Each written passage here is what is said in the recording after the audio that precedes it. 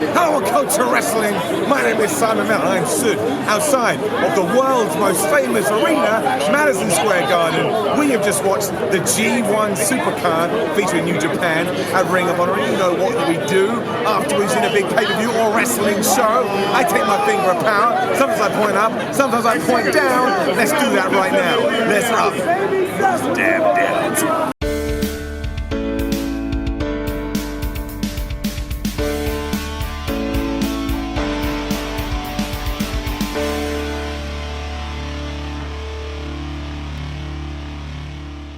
Right, we will try and get through this as best as we can. It was a big show, it was a long show. The phone is out when we do these things live. I can't remember everything that happened off the top of my head. I want to make sure you get your usual ups and downs fixed. As you can see as well, we have the people who were there in Madison Square Garden, stood around. I can see a guy over here, he's very excited, I can tell. I can see his smile. I can see his smile. We're going to go through the card right now. I just want to do a quick shout out to the Honor Rumble that was on the pre-show, because somehow in 2019, the Great Muta was in the flipping Honor Rumble. The pop he got was amazing. I think it kind of set the scene for the evening. So that can get a massive up. My boys are here. My boys are going. I knew they would come. And that came, amazing as well, that came down to Juice and Liger and the Great Muta. So you think, oh man, we're going to have like a veteran, a legendary worker winning this. Kenny King. Kenny King, that dastardly heel. He snuck in the ring. He threw them both out. I liked it. It was a really fun Rumble. It kind of made me go, how have we done this twice now? The All-In Rumble was good. This Rumble was good. Under the Giant at Women's Battle Royal tomorrow as we're recording this. You've got to be good. First match of the show as well was Will Ospreay versus Jeff Cobb. I don't even think this went 10 minutes. You'd be unsurprised to hear. It also gets it up. They just went hell for leather straight away. I mean, Will Ospreay is obviously, I'm going to call him more reserved, but that's like saying a shark kind of only eats you a little bit. He still just throws himself around. Jeff Cobb, my word. I've never seen him live before. The man is just some kind of, he's like an animal. He's a monster, he's a beast. And he just, the way he was throwing Will Ospreay around the ring, oh, I tell you, it's, now I think about it, because it was short, not that short and long matches, it all depends what they do, but what they did within the 10 minutes or so they had was amazing. Of course, it was for the never openweight title. Will Ospreay, he took Fate of, I can't remember his name, I'm so tired, I can't remember his name was called. Tour of the Islands, and called it Fate of the Islands. Never as Jeff Cobb called it that. But he took one, not only off the top rope, but a normal one. Jeff Cobb beats Will Ospreay 1, 2, 3, and he also kicked out the Oscar. And it was, I can't even remember he did now. It was just, it was happening. He didn't kick out of it. The crowd, it was the crowd mostly. It was a lot like All In. You'll have to forgive my rambling ways, but again, I'm both jet-lagged and pumped up, which is a very, very strange thing. But yeah, new champion in Jeff Cobb, and I'm going to say this, if you've never seen Jeff Cobb, just go and check the man out. Absolutely. Then we started to get our story angle in. Now, obviously it was a New Japan and Ring of Honor show. Kind of the way it worked out was Ring of Honor wanted to work in all their angles, which is fine. I'm sure it may have divided people a little bit, whereas New Japan wanted to put on their classic New Japan matches, which we kind of, some people have said when New Japan have come over to the West, they didn't get those on the cards because you had, and I got nothing against this, you know, fair play to them, but they had people like Billy Gunn on their shows. I don't want to see Billy Gunn, I want to see Naito, I want to see Ibushi, I want to see Okada. You got that. But yeah, Juice Robinson gets laid out. Who's Bully Ray going to take on later?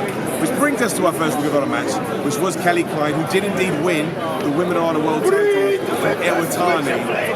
The problem, it was a fine match. There was a lot of the matches they've had before, and you know, to make sure that the win felt big, Kelly Klein, I think it was two K power drivers, but it didn't really. It was a couple of things. It didn't really stand out from what they'd done before, but also it just, it didn't connect with the crowd. I think that's fair. I don't know whether everybody knew they were in line for a long show. I think with the pre-show it was around about 6.5 hours. It's long, right? I'm talking about WrestleMania. It was the same with this. I think what really killed it, and you have to forgive me, this is why it's going to get it down, nothing to do with effort, it was the post-match angle. Mandy Leon came from commentary, the beautiful people came down the aisle, they kicked the crap out of Kelly Klein to set up the feuds, but I don't think the fans bought it again.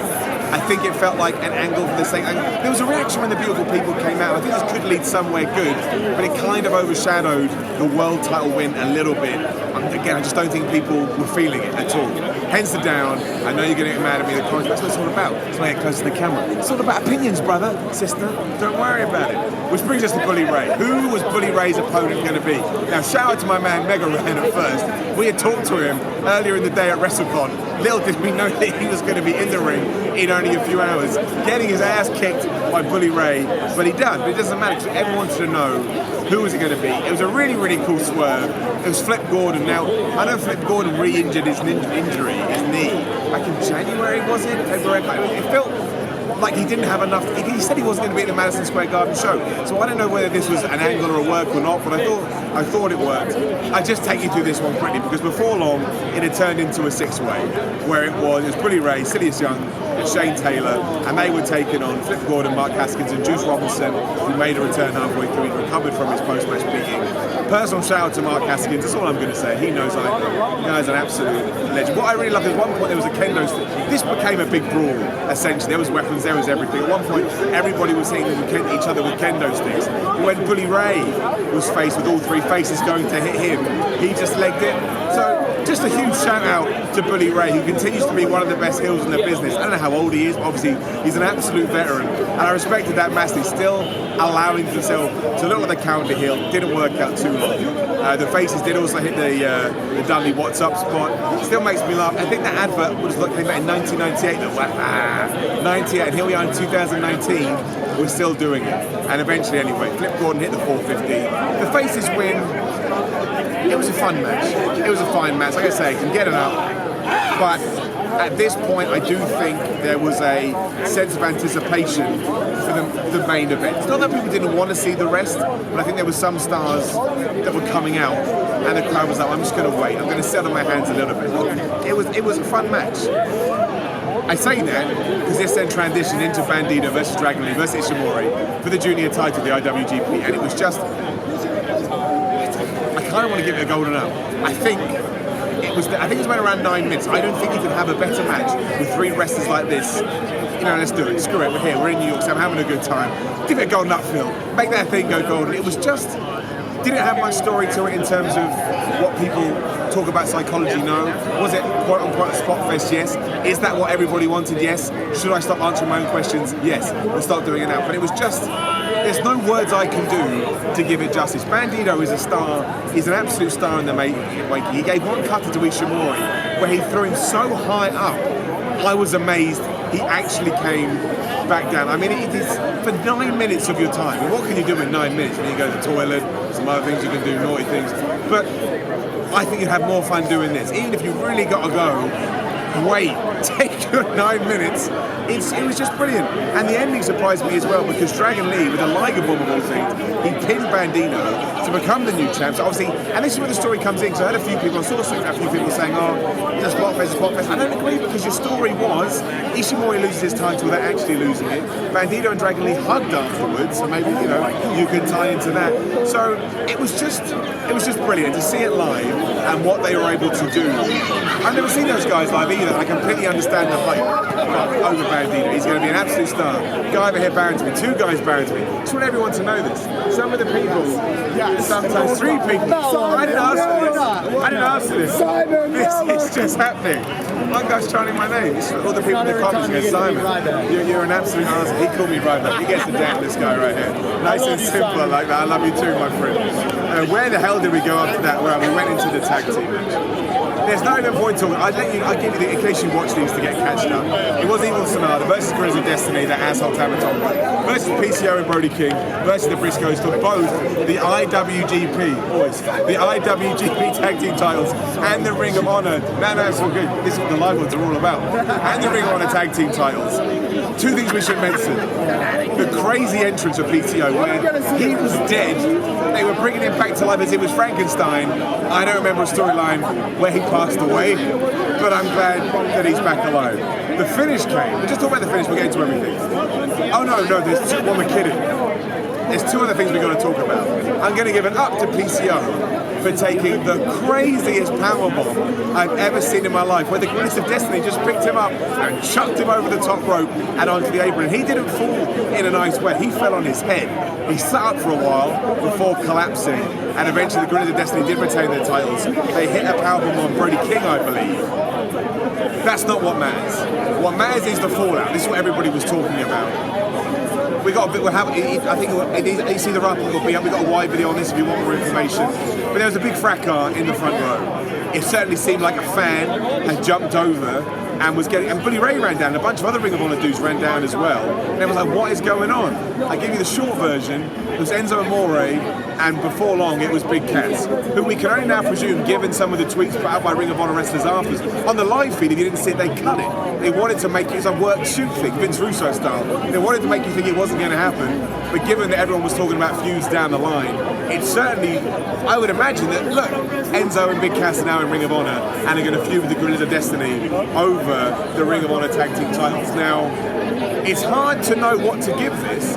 It created a buzz, it created a fracas, people were talking about it. Enzo got a massive F you Enzo chant, so it reacted. And I guess, I kind of want to say, do you want to do it on a show like this, one of their biggest shows of the year? You can kind of argue it both ways. I don't know what to give it. I think I'm going to give it an up. I like things that cause... If it was real, I don't know if it was real, there's never, ever getting up. You don't, if you're a fan, even if you're a former wrestler and you're a fan, you don't jump the rail. It's not cool, man. You're not the show. Nobody cares about you. It's just, it's the truth. Like, you just come across like an asshole straight away, mostly because you're an asshole. But I think this is a work. And therefore, I'm not a big Enzo and Big Cass fan, not in a bad way. They were just never my team. Some people vibe with him, I didn't. It got people talking, man. I like it when a discussion gets brought up. I may regret that one in the morning. We'll find out. Hey, man, we're just rolling with it. I can't even remember that Tanahashi versus Zack Sabre Jr. was on this show, so much happened. It was very similar to their matches you've seen before. Zack Sabre Jr. is the best technical wrestler in the world. Tanahashi can tell a story almost effortlessly. His experience shines through constantly. He always does this thing where he's sticking to his own game plan, and then he'll absorb and adjust what the other person is doing to show, man, you can't bring this stuff at me. Incredibly, Zack Sabre Jr. eventually tapped him out. It gets a nice and easy up. It was a nice and easy match. The star power of both these guys, I think, I'm not saying it acted like a filler, it wasn't a filler at all, but they didn't do anything that you wouldn't have expected, but it certainly was fun.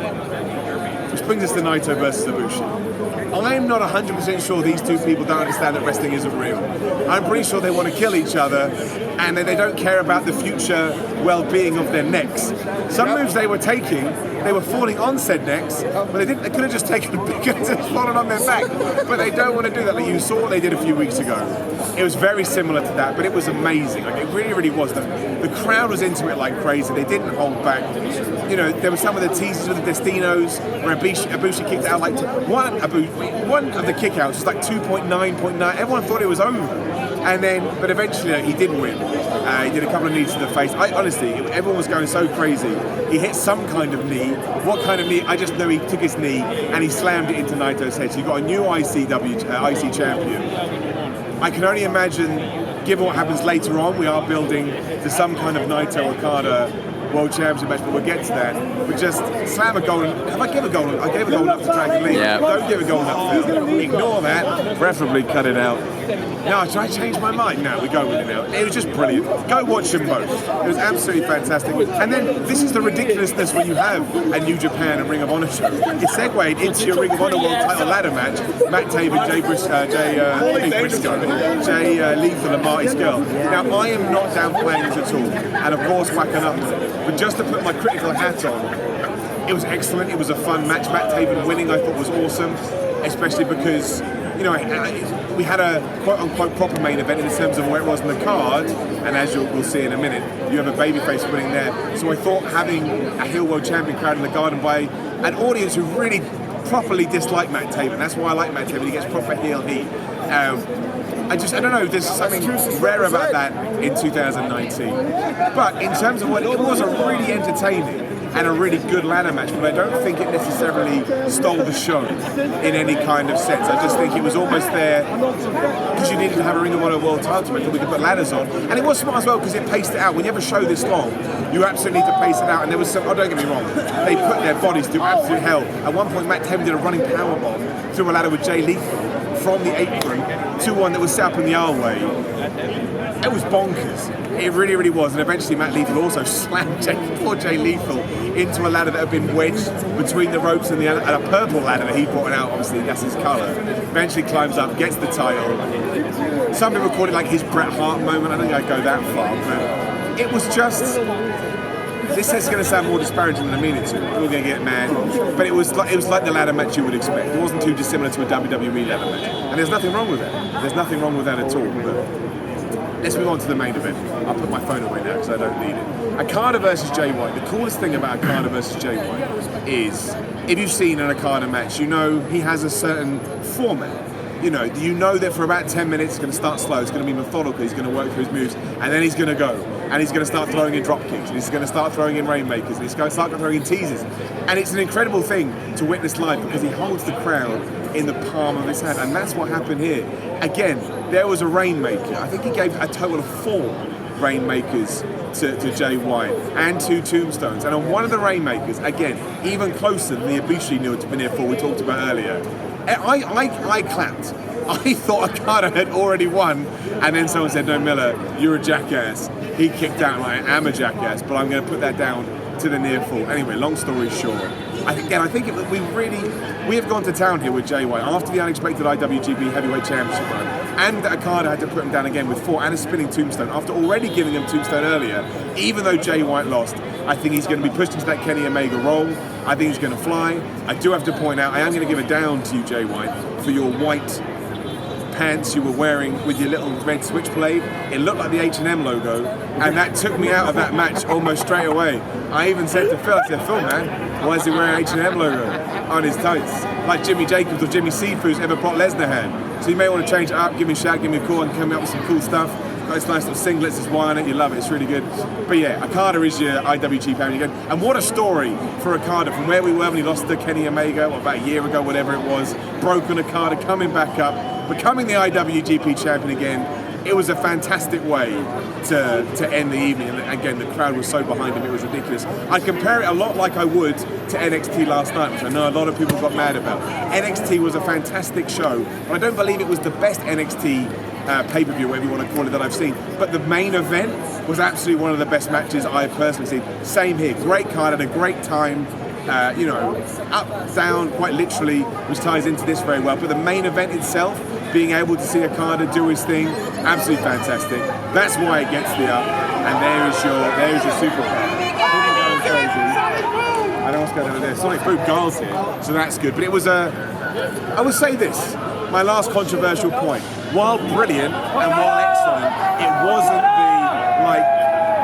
I thought we were going to get match, high quality, and we got that, but there's a lot more story and a lot more angle thrown in. You're going with all the commotion over here is there's some New Japan guys, and everyone just flocks to New Japan guys, as we know. If you haven't seen it and you like this kind of wrestling, you should check it out. For their first show in the Garden, I think a lot of people are going to remember it for a long time. I was honoured, and I'm really pleased I got to see it again. Okada may be one of the best wrestlers ever. I need to go home and think about it. But there's your ups and downs for the G1 Supercard. There's only one thing left to do this weekend before we move to Raw and SmackDown, and that's up those downs for WrestleMania. This was like 6 hours long. Everyone needs to start cutting down their shows. They just do. What's happened? How have we got here? WrestleMania is probably going to be 8 hours tomorrow, and then I'm going to have to shoot in my head. Shoot in my head, what does that mean? Like the video, share the video, subscribe to WhatCulture, leave a comment below, say, "Simon, I don't agree with your opinion," or "Simon, I agree with your opinion," or "Simon, I'm terrified about WrestleMania tomorrow." It's all good, but make sure on around about Monday, 2 p.m. GMT, you join me to what we there's no point pretending otherwise. It's the biggest ups and downs episode of the year, the WrestleMania 35. It's probably going to break all the records for how long an ups and downs episode has ever run, because I got to go through like 27,000 matches, but that's all good. I appreciate it. I appreciate you. I will see you damn soon.